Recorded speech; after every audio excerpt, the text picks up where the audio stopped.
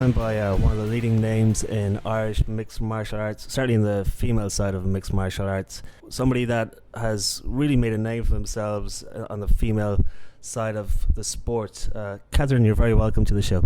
Thanks, Stephen, for having me. So you're one of the key figures in pancration kickboxing and mixed martial arts. How did you come to end up in the world of mixed martial arts? Well, when I was a kid, it's actually really my dad's fault because he loved Bruce Lee, and we used to sit down and watch Bruce Lee and try to do the moves and jump over the couch and do all the silly stuff. And he really encouraged me to push through. And when I was 14, I was kind of shy. I didn't really have much confidence, and I didn't find other sports suited me. I didn't like the team sports, didn't like anything. And my mum suggested Dermot McGrath, who's now my business partner within Pancration, that he was teaching and to try and start with him. And I remember my very first class I walked into, it was me and 10 other boys, no girls. And it stayed that way for about seven years at least. Girls would come, but they wouldn't stay because I suppose with only one girl there, it wasn't that much of a really good atmosphere to get into it. The boys, to a point at the start, were kind of tough on me, but once I kind of showed that I could do it, they were more accepting. I mean, there is a kind of a fine line there where you do have to prove sometimes to the boys that you do belong, and I think I'm well able to prove that I belong as well. I enjoy it. I like making guys stand up and go, wow, okay, she's got really good technique. She's decent. I do go in there to show that I am learning and that I'm just as good as any man. It's to prove it to men, but it's also to represent women and show that they should belong in the sport. So from there on, I just kept going and went all the way through to my black belt. And Dermot then started to watch Veil Judo at the time, which was just coming out. And he thought, wow, this is good, this is different, this is going to be something big. A lot of other martial artists around us thought we were crazy, that's for definite. And Dermot held the first MMA Veil Judo shows, and people were a bit wary of them. But when they came to the shows and saw the skill, the technique, the groundwork that was being used, and we had full houses on those shows, people loved it. And from there we were just going from strength to strength. And in the last 2-3 years I decided, right, I'm going to test myself. The cage is where it is. That's the truest test. I mean, I have big respect for Taekwondo world champions, kickboxing champions. They've all put in a certain degree of hard work and 100%. But if you come along and tell me that you're going to have a cage fight, I have just such respect for you. To go in there, have that cage locked. It's two of you there with the referee. There's a lot of pressure, and to handle it, whether you win or lose, but that you represent your skills and show your technique really good, and you really show the crowd that you want to be there. And you, again, we're entertainers, so you have to put the show on for definite. So I love my job, I love what I do, and let's just keep going, getting the fights. When it came to setting up the gym, to introduce the cage in itself and to put the whole thing together, it's a big effort. In a city that's quite small and certainly not too experienced on the side of MMA. Was it a struggle in a sense to put the whole thing together and to pull people in, or was there a demand for it? I think because we are one of the only schools at that time that opened up, a lot of people were going, oh, okay, well, what's this? We're definitely going to go and have a try of it. And a lot of people had tried stand-up boxing and kickboxing and found that it's a bit repetitive, and it does tend to get a little bit boring as you go on. It's like going to the gym and running the treadmill every day. A load of people always say to me, I need a challenge. And as you get older, you don't have as many challenges. When you're in school, you got to get your junior cert, your leaving cert, and when you pass them, you feel good. So for us, giving people a challenge every night when they came in, whether it's boxing or striking or being on the ground, put on your back, someone on top of you, you have to get up. And every time you actually achieve to get up or you achieve your goal that you're given that night, it gives you a boost. So for people like that, they fed off that challenge and reward. And I have to say the popularity grew and grew and grew, with helps to the UFC, of course, as well. That brought us through. Setting up the gym, it was a lot of harder work. Myself and Dermot put every penny into it. We didn't get any grants. Dermot got a small grant when he first started, but we put every penny in ourselves. I worked a full-time job for nearly 8 years, worked from 7 in the morning till 11 at night to pay the rent, to do things. But we saved every penny, and we put it all back into the business, and it was the best thing we ever did. And now you seem to be reaping the rewards as a full-time effort from both of you now. Yeah, I definitely decided about 2-3 years ago. I mean, I had a very good job, very well paid. The only thing was I got some reward in it, but not as much as getting your hand raised by the referee. It's a totally different thing, and having the crowd cheer you, it's mega. I guess for those few minutes you do feel like you're a star, you're famous or something to a point, and it's very important that you show that. And I think that if I didn't commit it, if I still kept the job, it would have been really, really hard, because you have to train some days twice a day, you have to go on a special diet, and I don't think your work employees would appreciate you sitting down in the canteen eating spinach and all that stuff. As much as they'd ask and question you all about your diet and everything like that, I don't think they'd enjoy watching, and they're tucking into their big bacon roll or something like that, you know what I mean? And that's, I just made the decision, said that's it, I want to do it. Anything that scares me in life, I have to go and do it, no matter how scary it is. And sometimes I do think, about 2 hours before the fight, what am I doing? And I just go home and become a housewife or something and play safe. But then you're not really living life. So I just wanted it. With the gym and the different age groups that come to train at the gym, there's a lot of younger kids. There's certainly a high male demographic. But my interest would be in the female side of it. How many actual female, I don't know if I would call them fighters or yeah, probably that is the best way to say it. How many in total are studying under you right now? Well, at the moment it's a little bit tougher to get people in, because the economy, I think, has actually put an impact on a lot of people joining, because everybody's looking at money and where to save money. Over the years, the biggest thing that actually attracted women was because I was teaching. I did find there was a gap there. A lot of women don't teach. Now it's getting better, I know that, around the country, with the likes of Aisling Daly and people like that teaching, and that's pulling in more women. I would say, over the years, I've at least definitely had maybe 100 women pass through my doors. How many stay? Well, it's tricky, I have about 10, 12 girls studying under me now, I would say, and I have one girl that's going to have her first amateur fight in the league, Joanne, and she's been with us for years, and I think she'll go all the way. And I keep pushing girls as much as possible, and it's all about their willpower and attitude too, there's easy excuses to not do it. I haven't got time, I have to do the kids, I've got stuff.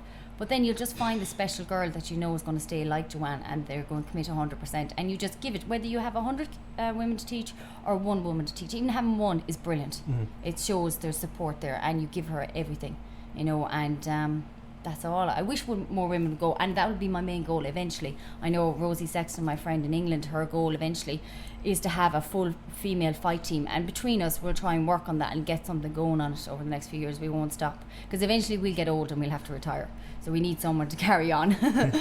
She's going to kick my ass now for that. So in contrast, the male side of it, I'd be curious to know, guys coming in, I'm sure you've seen all walks, from guys who might want to come in and bash some skulls in, as opposed to guys who want to come in and learn the craft. Have you had to deal with like all walks, or with most of the kind of male guys who want to learn, would they be more into learning the art of it, as opposed to just, as I say, going and trying to bash people's skulls in? There is a percentage that come in, and I know when they walk in the door, it's really funny, especially when they approach me. They put their shoulders, they kind of put the posture of the alpha male, and they go, oh, I want to learn this cage fighting. And those guys are probably going to stay 2-3 weeks, because when it gets into heavy technique and they can't get that structure, they usually give up and give in. If they're big muscly guys, I do find that they try to use their strength and not their technique, and then when they find someone who's as strong as them, it's like, oh, this is completely different, because at the end of the day, it's the technique that wins 100%. I will say our club really attracts people that are serious about it, because they get the serious vibe off us when they come in. Serious to the point that we do show them everything and take time showing them and explain correctly and educate them correctly as to why they're doing each thing, where it's going to get them, what the result's going to be. So we actually have a lot of good guys that come to us and really stick it. I would say most guys that are with us will stay between 6 months to maybe 3-4 years, so that's good retention with them, and some of them we've definitely turned into some nice fighters as well. Of course the boys want to win and prove it as well, and they don't really enjoy 100% sometimes getting tapped out by the women, but I have to say our guys are pretty supportive, and if we have anybody like that, we really don't keep them in the club either. We kind of say, look, this isn't for you, because the ego has to go out the door. If that doesn't go out the door, you'll never learn and you'll never get any good.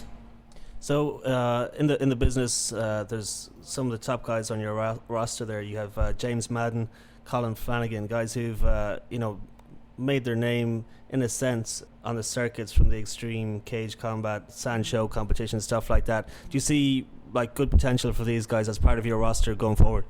Oh, definitely. I mean, you've got to see this young edge within them, the hunger in their eyes. They want to be good, and they're very respectful to me too. They see how hard I'm pushing to put myself out there, and they love the idea of fighting in the cage. Now, they're still babies, as I say, in the sport, because they still have a lot of things to learn. I always try to tell them that, the more you learn, the more you do, the more you put you through the hard things, you will get better.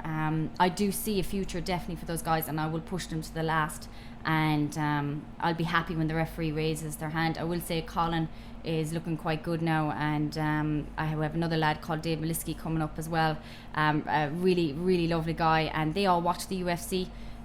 They go to all the shows, and that always helps as well. I always say to people when they come in, do you watch the UFC? Have you seen it? And I say, well, if you watch it, sit down, watch the guys that are really good in it and see all of it. And then often they come back and go, oh, I saw that technique last night you were showing us. Oh, now I understand why it's important. I think those guys are definitely the future of pancreation, and I'll push them to the last, and they know that. And they won't be happy until they get the 110% out. So I'm looking forward to teaching them. And it's great that they listen and respect me and take it from me as well. It's brilliant, apart from my coach, Dermot McGrath, of course, would be a main influence on them as well. He's the master. So from the female to the male, I want to talk about the controversial one, the kids. Now, I know I put you some bit up on this one before we started, but I have to ask the question. It has come under fire from a lot of the media. I certainly don't agree what they're saying, that it's wrong to have kids as young as 4 up inside a cage fighting. But I want to kind of shine a light on the positive side of it, and I don't think it's all negative, even though they are young. I'd like to get your thoughts from your perspective and the positive side of kids in the sport. Sure, and I think everybody has a right to their own opinion. That's what journalists do. They give their opinion. They mightn't understand exactly what's going on. And I'm sure there are journalists out there that do understand and have shed a positive light on it as well. With the kids, I will only say, when I was 14, I was so shy, and I did get peer pressured, and I did get bullied in school. And the mixed martial arts really brought me out of myself, and it really pushed me to a high level. It educated me, and it made me really strong when I was being put under peer pressure to say no. And I'm delighted. It wasn't school that helped me. It wasn't teachers that helped me. It was my kickboxing instructor telling me and pushing me into harder challenges and passing me through. I think kids need challenges. I think these days kids are playing Xboxes. They're given a lot of stuff. They're not made understand, well, this is hard work, in life, and that you have to push through when it's tough. The kids fighting in the cage that time, no one really took out, were they getting hit? They were wrestling in the cage, you know what I mean? And yes, one kid did look like he was getting upset because he's losing. No one likes to lose. Well, I'd look upset when I lose as well, but you could take it on. They're quite young, so they have to learn more. For me, I mean, how many kids over the years, and I've known it myself, have been in pubs drinking, and their parents there, and they're, no one really says anything to that, but suddenly you put a cage in there and 2 kids in it, and it's a whole big thing blown out of proportion. I think those 2 kids, I know Rosi Sexton is friends with their parents, and they were very upset when they saw it in the newspaper, because they did think it was just blown out of proportion and shed a bad light.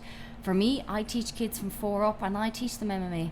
And I run drills inside the cage, friendly, funny drills like dodgeball, where they have to jump around and stuff. And they love going into the cage, and I make them very comfortable from a young age. Are we letting them beat the life out of each other? Absolutely not. We teach them 100% control, but we give them challenges. And so many parents have said to me, this is better than anything else we've ever put them into, because it's individual. There's no team to hide behind to score the goal. They have to go do it themselves. They have to earn their belts, their tags. They have to understand that life is hard and there's hard work involved, and that they have to push through. And those kids wrestling in that cage were just doing something that they loved, and they were just doing it for their friends and their family to show off their great skills that they had. And I believe there were good skills going on in the cage. it's part of life, life's tough, and to just say, oh, that's so dangerous, we can't let them do that. You have to experience a little bit of danger as you grow up. When kids come in your face and go, I want you to do this in school, I want you to give me this one, what do the kids do? They just shy away and don't do anything. But if they're within our club and they kind of learn drills where they're put in a position where they're locked in tight on their back, or the guy's pushing them up against the mats or whatever, they've got to learn, okay, well, I can stay here and just give up, or I can fight. I might not get out, but I'll learn that of never giving up. So to me, I think it was wrong maybe to have it in a pub where people were drinking. I totally disagree with that. But definitely kids should be allowed to show off their talents and their skills. And if it's only wrestling, we run wrestling leagues all the time. They're the best tournaments ever. The kids love them. So I think that's the way. I want to talk for a moment about the training and the routines. Quite intense workouts, both cardiovascular, heavyweight stuff, circuit training. Can you talk me through like a typical day at your level now when it comes to training? I mean, those routines are quite intense, and as well they kind of strike me as being very creative. Something you don't see, we'll say, quite different to a bodybuilder, quite different to even boxers, wrestlers, if you want to go into professional wrestling, but very unique and very creative workouts.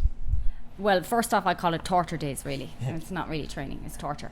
And how well you can come out of the torture and still stand up and walk and get changed into your clothes, manage to put your boots on without your hands shaking repeatedly, and again, as a girl, then put on all your lovely makeup and look fabulous. Like I had to do today after my training session. I was like, oh, great, now I've got to go put on my makeup and look nice for this nice reporter. So, anyway, that was fun. But I will say it is the best training you can ever do. A lot of people come into me and say, how am I going to lose weight? And I go, well, if you train like MMA fighters, you'll lose the weight and you'll feel really good. My average day, I get up early in the morning, I might do my first training session, could be striking, hitting the pads, it could be groundwork, it always changes. I'll go home, have a rest, have some food, and then I'll go in that night and be it whether I'm teaching in classes or then maybe training myself again, I'll work more technique.